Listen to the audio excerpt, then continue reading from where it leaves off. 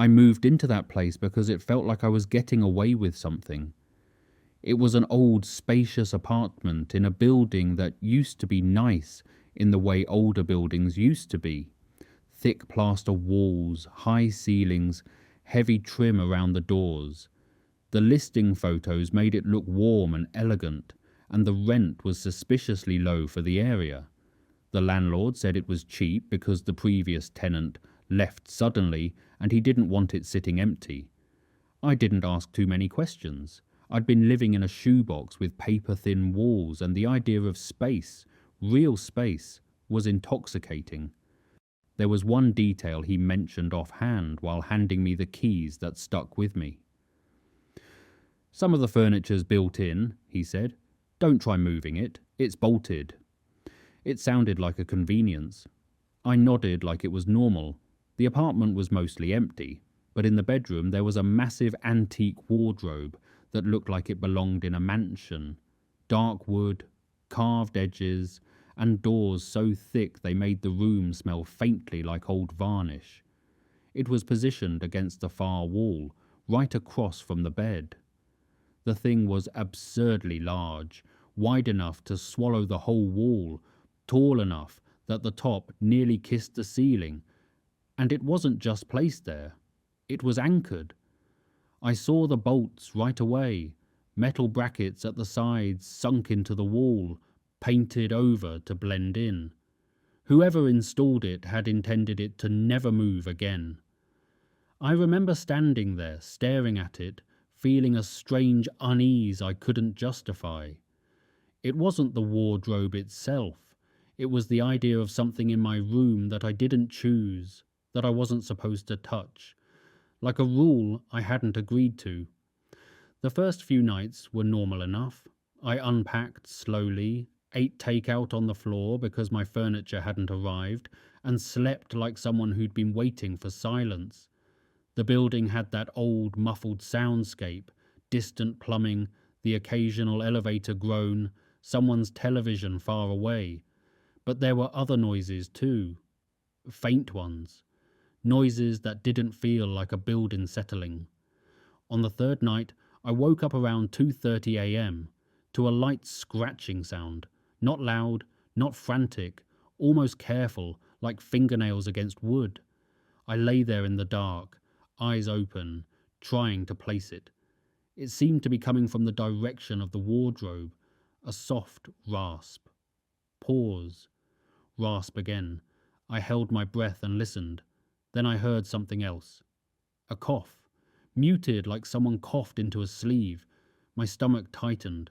I sat up, heart thudding, and the sound stopped instantly. The room went back to normal silence, like it had never happened. I told myself the obvious thing. The building was old, walls were thin, coughs travelled, scratching could be rats in the walls, or pipes, or my imagination catching on an unfamiliar sound and turning it into something worse. Still, I left the bedside lamp on after that. A few days later, I noticed the smell. It came and went like a ghost. Stale cigarette smoke, old, sour, embedded in fabric smoke. It would drift through the hallway outside my bedroom, linger for a minute, then vanish. I didn't smoke. None of my friends smoked. The landlord had told me the building was non-smoking. I checked the window seals, thinking maybe it was coming from outside, but the windows were shut tight, and the smell seemed strongest near the bedroom wall, the wall where the wardrobe was bolted. That didn't make sense, so I blamed the building again. Ventilation, shared ducts, old tenants. That's the thing about living alone. Your brain hates uncertainty, so it tries to make everything ordinary. Then little things started shifting. The first time, it was my phone charger. I always plugged it in on the right side of the bed because the outlet on the left was loose and would drop the plug if you breathed on it. I'm picky about small habits like that. I went to bed with my phone charging on the right. In the morning, it was plugged into the left outlet. I stared at it for a long moment, trying to summon a memory of moving it. I couldn't. I told myself I must have switched it while half asleep. A few nights later, I bought a sandwich late and ate half before bed. I wrapped the other half in foil and left it on the kitchen counter because I planned to eat it in the morning. When I woke up, the foil was still there. Empty. Not torn open, not crumpled, folded neatly back on itself like someone had unwrapped it carefully, eaten the sandwich, and rewrapped the air inside. My first thought was rats. My second thought was that rats don't unwrap foil neatly. Then it was the feeling, that horrible, primitive sensation that someone is in the room with you. I'd wake up suddenly, heart racing, convinced I'd just heard a breath near my bed. I'd sit up, scanning the dark corners, the doorway, the window. Nothing. But I couldn't shake the sense that I wasn't waking up on my own. That something, someone, was pulling me out of sleep. I started sleeping lighter. I started leaving small tests without fully admitting I was doing it. A book positioned a certain way on the coffee table, a kitchen chair slightly angled, a strip of tape across a cabinet door. Things I could blame on myself if they changed, but couldn't ignore completely. And they did change. A chair would be straight when I knew I'd left it crooked. The cabinet tape would be torn and repressed, as if someone had tried to put it back exactly. After about 2 weeks, I was living in a constant state of low-level paranoia. I kept telling myself I was being dramatic, that my job stress was bleeding into my sleep, that the building sounds were getting under my skin. Then, the loud noise happened. It was 1:47 a.m. I remember because I looked at my phone the moment it jolted me awake. A hard, hollow thud came from the bedroom wall, not the usual creak or scratch. This was solid, like something had hit drywall from the other side. I sat up so fast my sheets tangled around my legs. My eyes snapped to the wardrobe. The wardrobe doors were closed, but the wood seemed to vibrate faintly, as if the sound had travelled through it. Then, from behind it, I heard something like movement, a slow drag, a scuff. My heart pounded so hard it hurt. I got out of bed and grabbed the flashlight I kept in my nightstand. My hands were shaking badly enough that the beam jittered over the floor.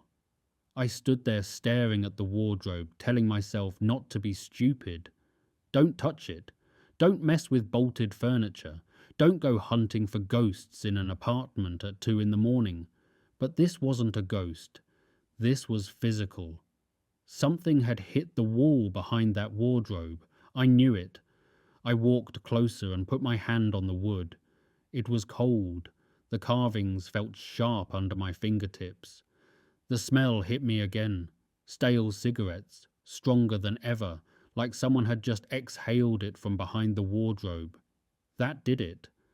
I found the brackets on the sides and the bolts that held them. The landlord's paint job had been sloppy.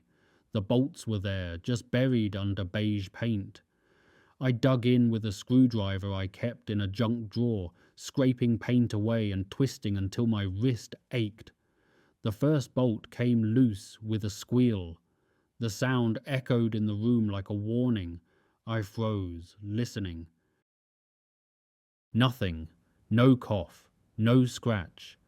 I removed the second bolt, then the third. My breathing was loud in my ears. When the last bracket loosened, the wardrobe no longer felt like part of the wall.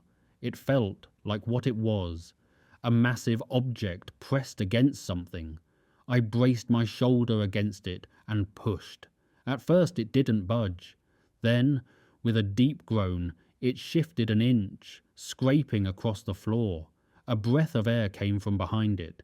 It smelled like rot and sweat and smoke. I pushed again, harder, and the wardrobe slid far enough that my flashlight beam could reach the wall behind it, except it wasn't a wall, not a real one.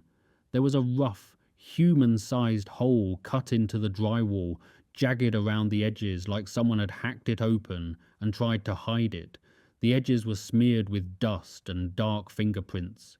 Behind the drywall was not insulation or studs, it was empty space, a narrow corridor like a utility access running behind the walls. My body went cold. I leaned closer and shone the flashlight into the hole. The beam revealed a cramped, hidden space, just wide enough for a person to crouch and move along the wall. The floor was littered with trash, food wrappers, plastic bottles, crumpled paper. A dirty, flattened mattress lay against the far side, like someone had been sleeping there for a long time. And there were jars, glass jars lined up neatly, each one half full of yellow liquid. Urine. My stomach flipped.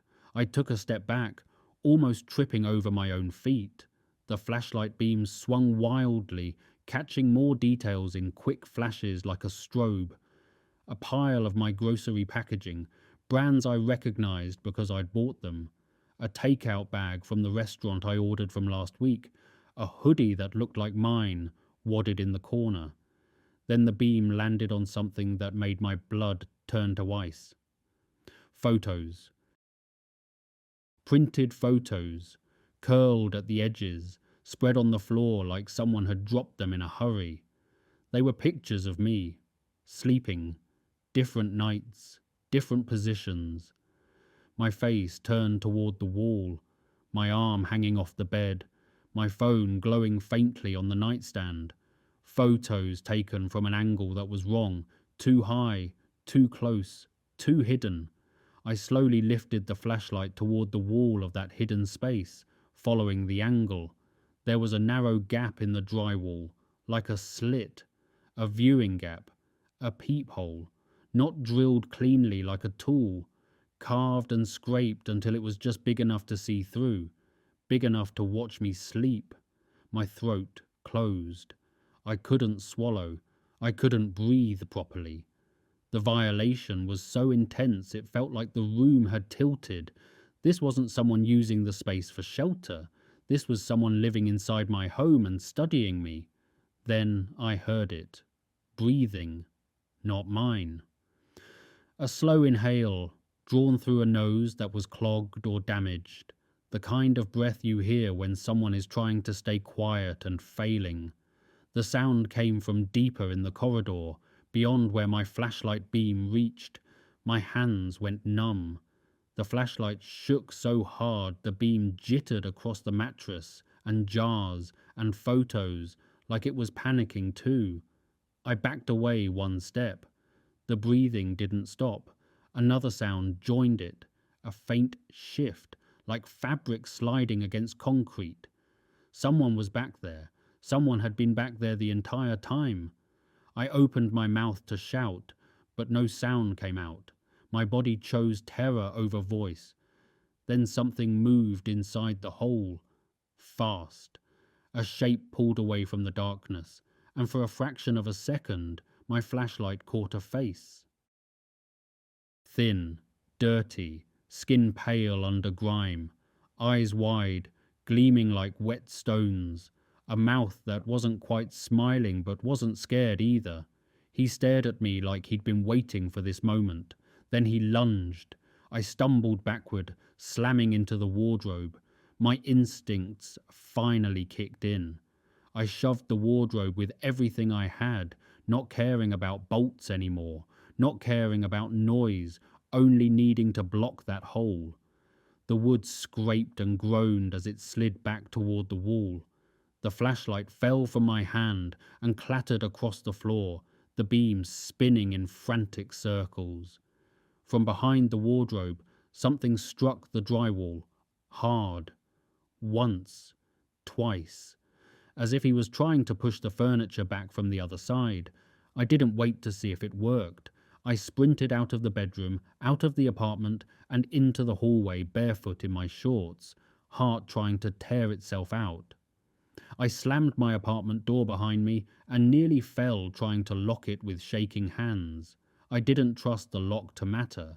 I ran down the hall to the nearest neighbor's door and pounded on it like my life depended on it, because it did. A man opened the door a crack, confused and annoyed, until he saw my face. I must have looked like I'd seen something impossible. "Call the police," I gasped. "Someone's in my apartment. Someone's been living in the walls." The words sounded insane even to me, but the neighbor didn't hesitate. He pulled me inside, locked his door, and called 911 while I stood there shaking, unable to stop staring at the hallway, like the man might step out of my apartment at any second. The police arrived quickly. Flashlights, radios, the whole sharp official presence that felt like sanity returning.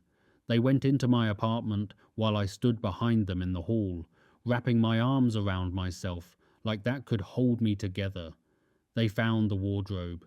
They found the hole. They found the nest. But they didn't find him. The officer told me later there were access points in old buildings like this, maintenance corridors, sealed doors, gaps between units, forgotten spaces that get walled off during renovations. Whoever it was had likely moved along those hidden routes and slipped out through another opening before the police even arrived. They did find something else. A notebook shoved behind the mattress in the hidden space, wrapped in plastic like someone wanted to protect it. It wasn't a diary in the normal sense. It was a log. My schedule, written down in messy, obsessive handwriting. What time I left, what time I came back, what I bought, who visited, how long I stayed in the shower. Notes like lights off 11:12 and asleep quick and phone left charging. There were pages devoted to my bedroom alone. And one line that made me feel sick all over again. Moved closer. He didn't wake. I moved out the next morning. I didn't pack properly. I didn't negotiate. I didn't wait for the landlord to fix it. I grabbed what I could and left everything else for later, because being in that apartment for even another minute felt like volunteering to be watched. The police never caught him. They told me he might have been squatting there long before I arrived, moving between spaces, surviving off whatever he could steal, choosing apartments where people lived alone. I don't know if that was supposed to make me feel better. It didn't. I live somewhere different now. Newer building, different neighborhood, different locks. But sometimes, when I wake up in the middle of the night for no reason, I lie there and listen to the quiet. I smell the air. I stare at the corners of the ceiling, and if there's a mirror bolted to a wall, or a bookcase that looks too heavy to move, or a closet that feels deeper than it should, I find myself thinking the same thought every single time. How many places in a home can hide a person? And how long can you live there before someone notices you were never alone?